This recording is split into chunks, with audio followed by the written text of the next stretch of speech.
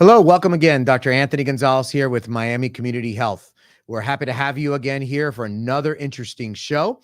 And here today, I have a special guest. I have one of my associates in my group, Dr. Marlon Pastrana, that's going to be here today talking to us about bariatric surgery. Welcome, Marlon.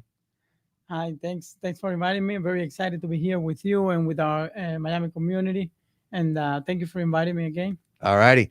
So, Marlon, let's start a little bit. Tell our guests a little bit about yourselves. Tell us who you are, what you do.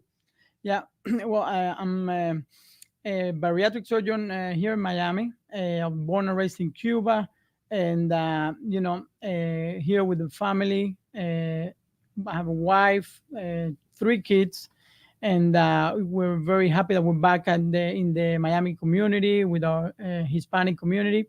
And I do weight loss surgery to help improve the health of our community. All right. Well, welcome. So that's what we're going to talk about. We're going to talk about bariatric surgery. So tell our guests, what is bariatric surgery? Yeah. So bariatric surgery is weight loss surgery. It's a it's a surgery that we perform on the patients, mainly rearranging or changing the anatomy of the patient to allow them to eat less at a time and absorb less calorie. So this helps them lose weight as well as improve multiple medical problems. And then how common is obesity in our society? Is it a problem in our country? Unfortunately, it is. About 1/3 of our entire population is obese. So about 30 to 33% of our population is obese. And nowadays, not only in adults, but in our young community, we are seeing a lot of obesity and all the problems that it brings with it. Yeah, I was going to ask you, of course, as you know, I'm a bariatric surgeon as well as part of my practice. And tell our guests, what are the medical problems that we see caused by obesity? Yeah, so obesity can cause a lot of medical problems, and some of the most common ones are high cholesterol, diabetes, high blood pressure. It's also associated with increased risk of breast cancer, colorectal cancer. So it affects the entire body, not just a specific area. Yeah, and we also see that that obesity causes problems that are not medically related because we operate on young patients who are 18 or 20 years old, and they don't have medical problems, but they have non-medical problems. What does that mean, like non-medical problems? So, well, it affects their entire persona, their entire character. A lot of patients are not happy with the way they look. It may cause conditions like depression, anxiety. They may not feel comfortable with their body. It causes a lot of psychological stress as well. May have difficulty finding the right clothes, going out. It may prevent them from going out of the house and interacting with other people. Yeah, so obviously it can affect them socially and psychologically as well. Correct. All right, so somebody is listening and watching today, and they're 20 pounds overweight. Can they have bariatric surgery? Who can have bariatric surgery? Correct. So bariatric surgery, not everybody qualifies for bariatric surgery. So in general, the requirements are patients that are morbidly obese, that have a body mass index or BMI 35 or above, with a significant medical problem like diabetes, high blood pressure, osteoarthritis, or a patient that has a BMI of 40 and above, even if they don't have any diagnosed medical problem, because we know that those patients significantly benefit from the weight loss surgery. So a BMI of 40, for our guests to understand, a BMI 40 means that the patient has to be 100 pounds overweight. So somebody who is 40, 50 pounds overweight can't have bariatric surgery, right? They normally they don't qualify. We have other methods that we can help patients lose weight, such as medications that we have nowadays, injections, diet, and exercise. But in general, we reserve the weight loss surgery for patients that have a significant number of pounds above their ideal weight. All right. So I have a BMI of 40. I'm morbidly obese. I have high blood pressure, and I want to see Dr. Pastrana to have bariatric surgery. Do I have to go on a diet? So in general, we do require patients as part of the evaluation. We want to see that patients have tried to lose weight in the past. And as part of our assessment and evaluation, we want to make sure that they have had prior attempts at losing weight.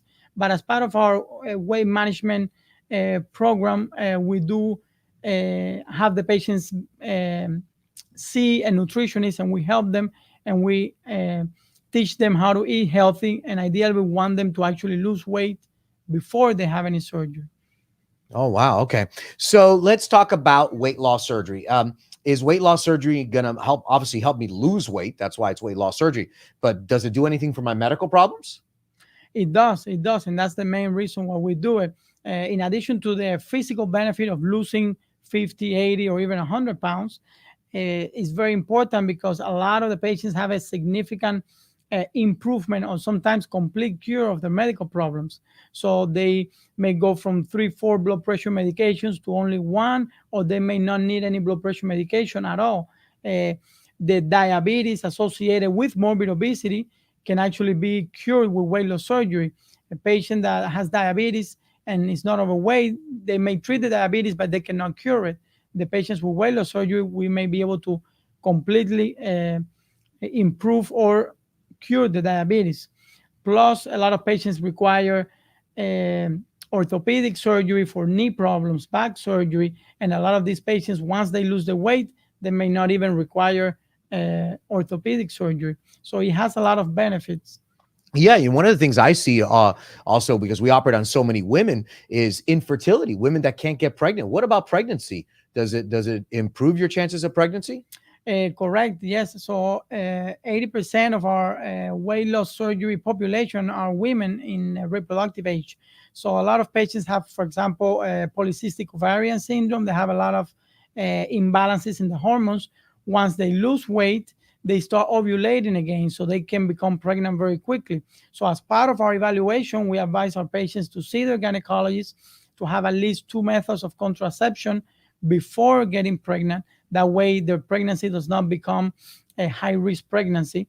But yes, weight loss surgery can even help infertility and help patients get pregnant. So should the patient get pregnant before they have bariatric surgery, after bariatric surgery? When should they get pregnant? The best time will be after surgery, and they should wait at least 2 years after surgery. And the reason for that is a lot of patients before surgery, they are morbidly obese. Some of them have difficulty with ultrasounds, examining the baby. A lot of patients have eclampsia. They can have diabetes during pregnancy because of the obesity. So in general, it's better that they improve their health, they lose weight, and then they should wait at least 2 years after the surgery to become pregnant. That would be the ideal time. All right. So what we've learned so far is that bariatric surgery is not for somebody who's 20 or 30 pounds overweight. We know it's only for those extreme levels of obesity. We know that obviously the obesity causes medical problems, and that bariatric surgery can get rid of that. So before we get into bariatric surgery and what the operations are like, because at the end of the day, we're surgeons, we're going to talk about operations. What causes obesity? People say it's my thyroid, doctor. That's why I'm obese. People say it's my hormones. People say it's because of menopause. People say they're because of my genes. What causes obesity?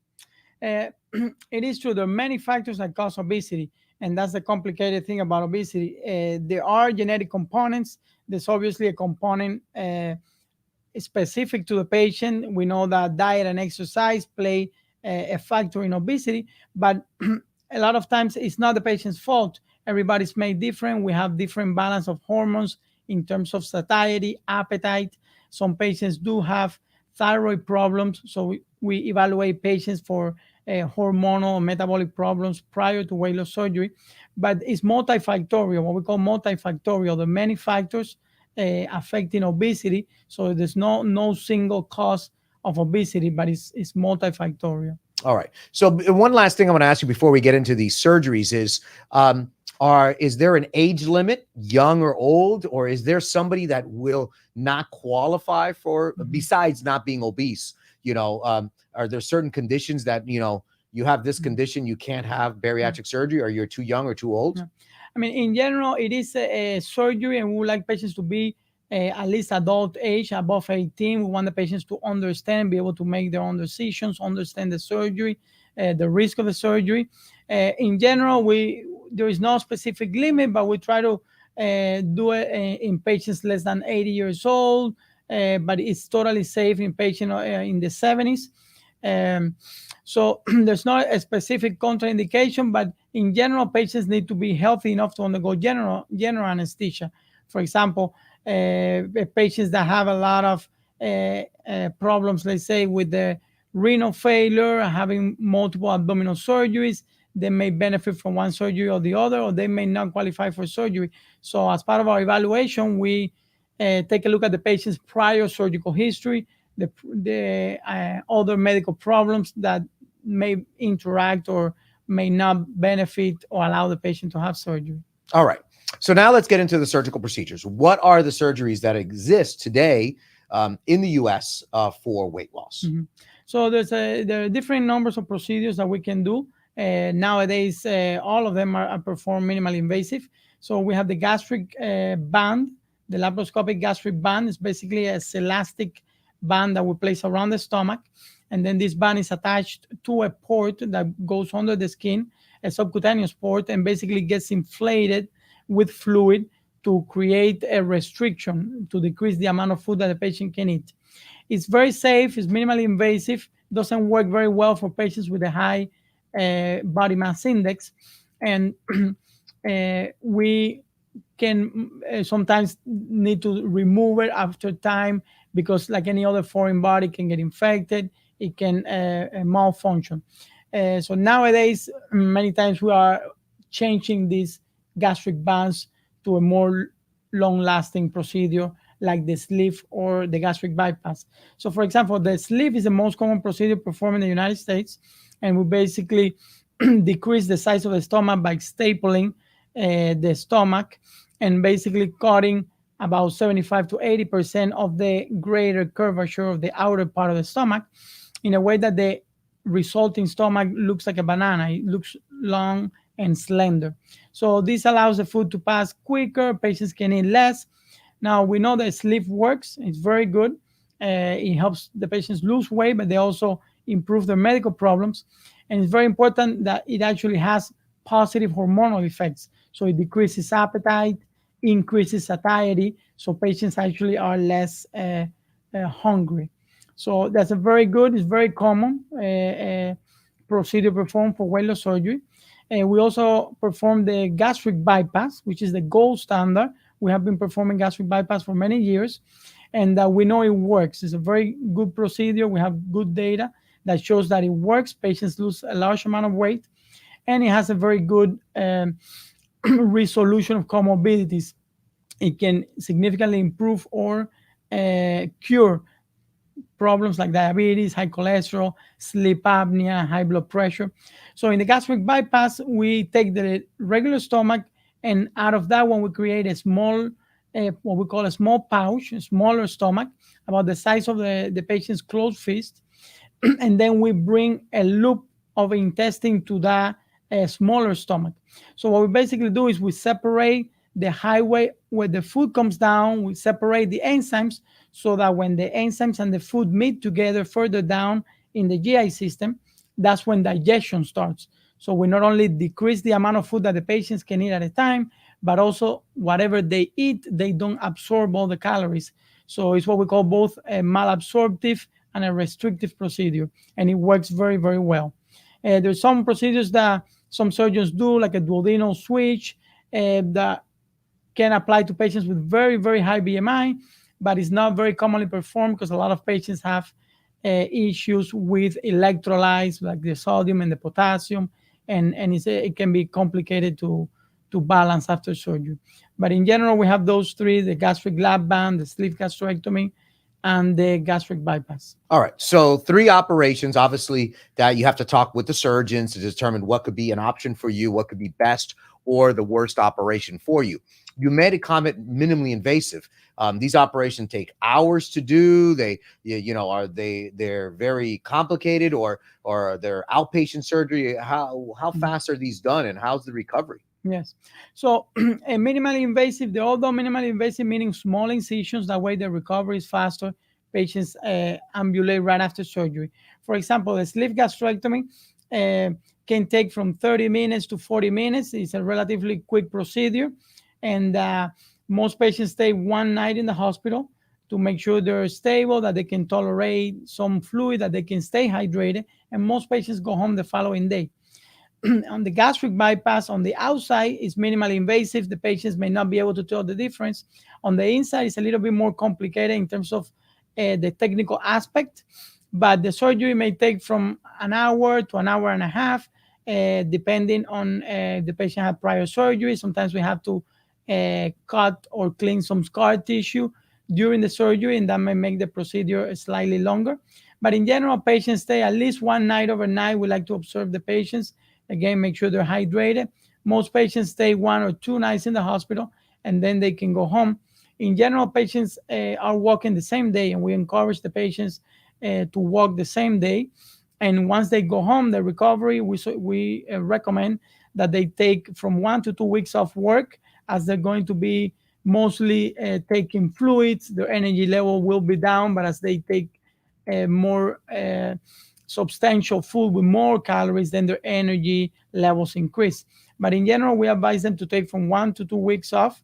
Most patients, again, go home the following day or the second day after surgery, and they're ambulating the same day. We encourage them to walk in the hospital, to walk at home, to make sure they don't develop any problems like blood clots and pulmonary embolism.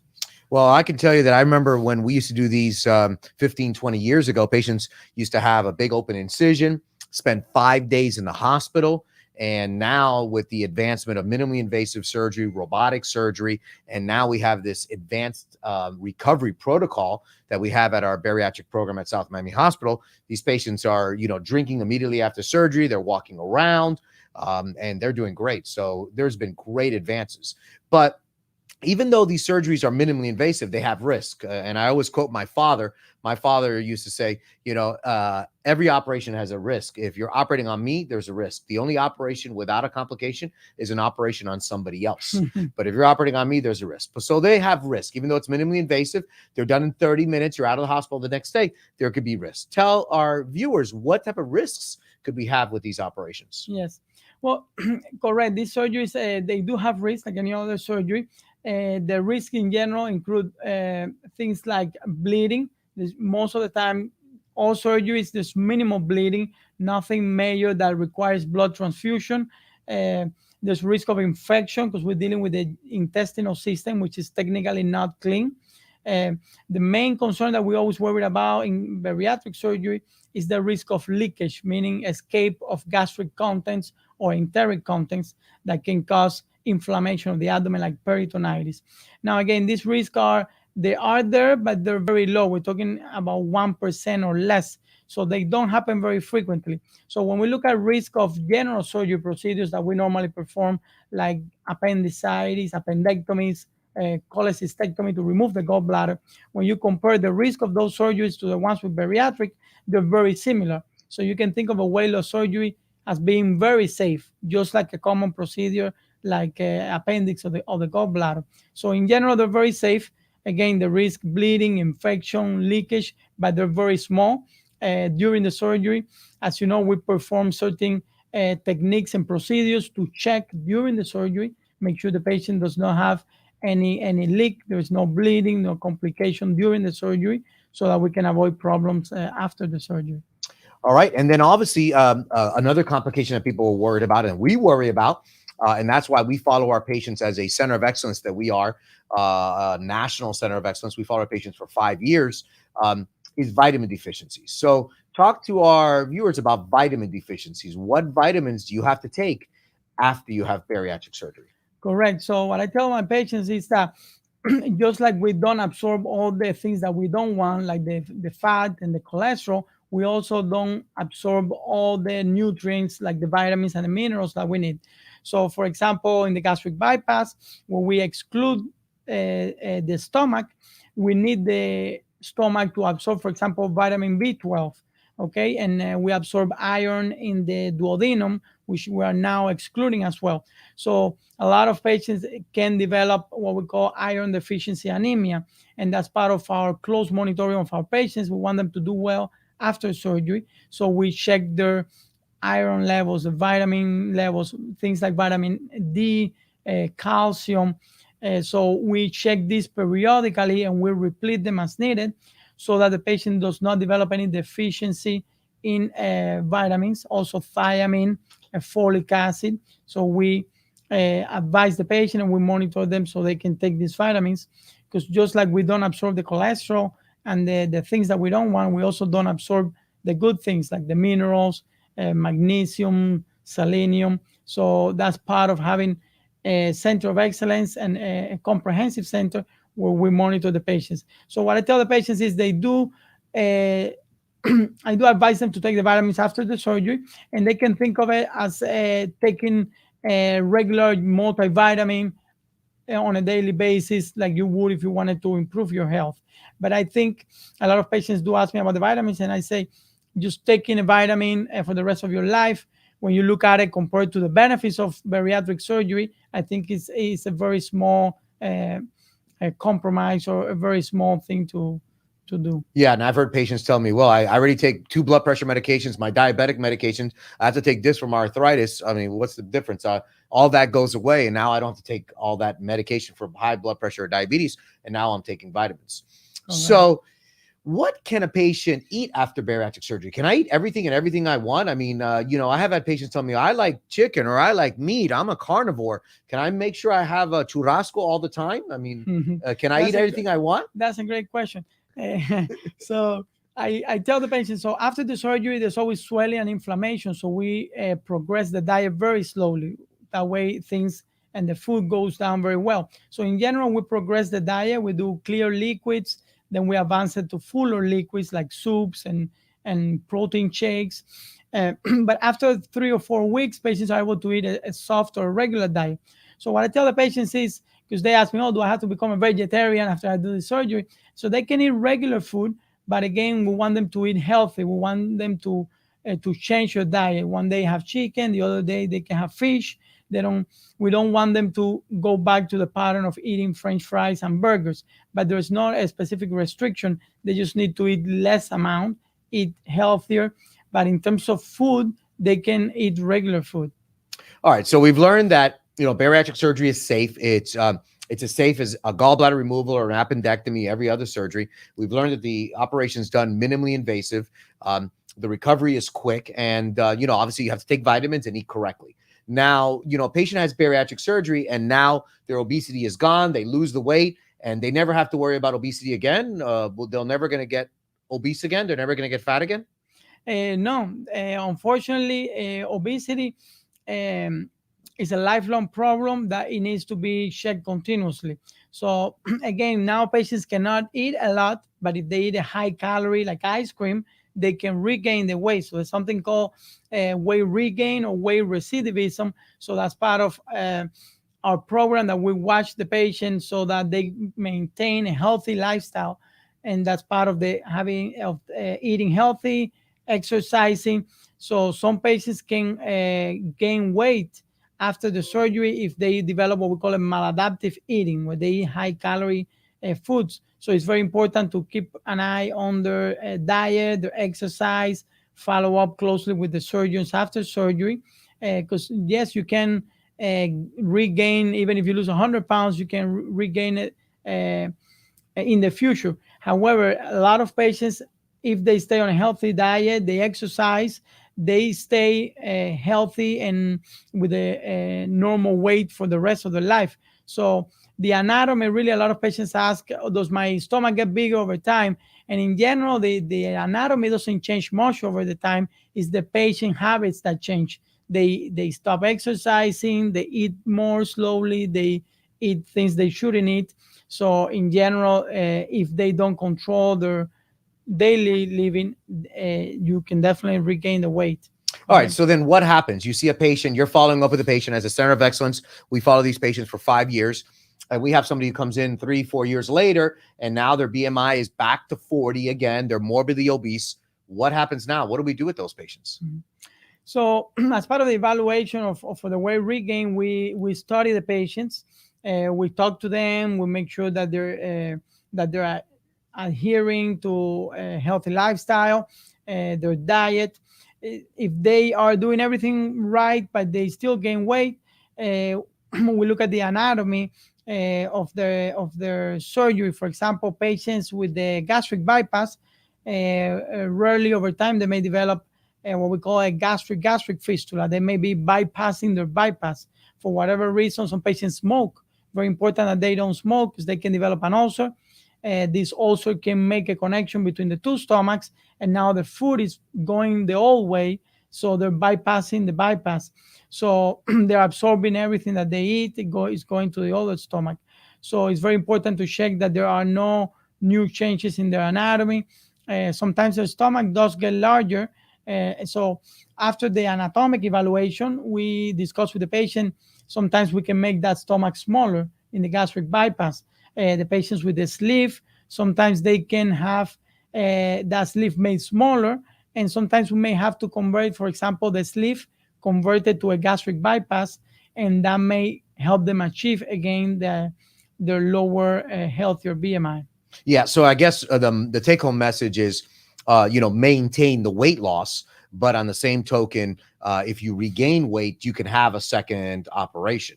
Correct. Yeah. We have we can help the patients. So it's very important that they come back to their surgeon so we can discuss how we can help them, either through surgery, or sometimes we can help them through diet, exercise, and medications. So you made a comment that no smoking. So definitely no smoking. Patients always ask me, when can I smoke? And I said, never, because obviously smoking is not good for you for other reasons. But also, are there medications that a patient can't take after bariatric surgery? Correct. So again, patients after bariatric surgery, they are at high risk for having inflammation of the stomach, developing ulcers.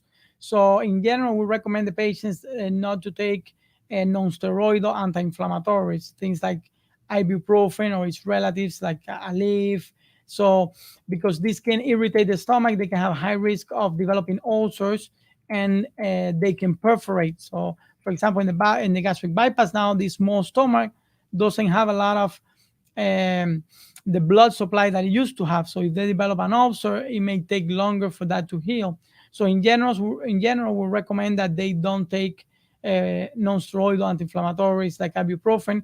If they have pain, we recommend that they take Tylenol, for example. So that's very important as well. All right. So we've learned today about bariatric surgery. We've learned about obesity. Obesity, very common in our country. We've learned, obviously, that there are 3 bariatric procedures that are available that are commonly done. And, they're safe procedures. They have great outcomes. They're going to help you not only lose weight, they're going to help your medical problems go away.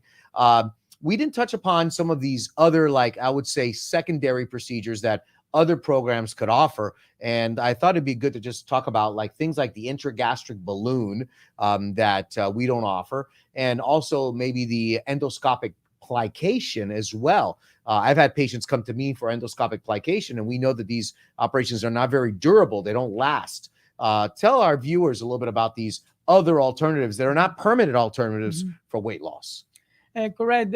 We have developed for patients that don't meet criteria for weight loss surgery, but there are other procedures like you mentioned, the gastric balloon, which is a good procedure to help them lose a certain amount of weight, maybe 20, 30 pounds. It's temporary. It's not permanent. And basically the balloon that gets inflated in the stomach, it gives them the feeling of a fullness. So they eat less, they feel full. However, the effects are not long lasting, and patients, it does have other complications, that the balloon can migrate, it can break and inside, but we currently don't offer those, but they are helpful in some patients that don't require or that don't meet criteria for surgery. And the plication, endoscopic plication, is like an upper endoscopy, a camera, and there's a device that stitches the stomach, kind of folds it on itself on the inside. But again, these are procedures that again are not as effective as the weight loss surgery. The stitches may break down, the stomach may open up again over time. We know many times we place stitches and they loosen up over time, so they are not as long lasting as the weight loss surgery that are available. Wow. So we've had a great day of information here today. And I want to thank Dr. Pastrana for being here with us today. And another great show of Miami Community Health. We've learned about obesity at this extreme level. and bariatric surgery, obviously offered at our program at Baptist Health at South Miami Hospital. I want to thank Dr. Pastrana for being here with us today and for teaching us and talking to us about the options that exist for extreme levels of obesity and talking about bariatric surgery. Thank you. All right. Thank you so much, Dr. Gonzalez, for inviting me to your program. Oh, my pleasure. So once again, from Miami Community Health, Dr. Anthony Gonzalez signing off, and we'll see you next time with another important health topic. Have a great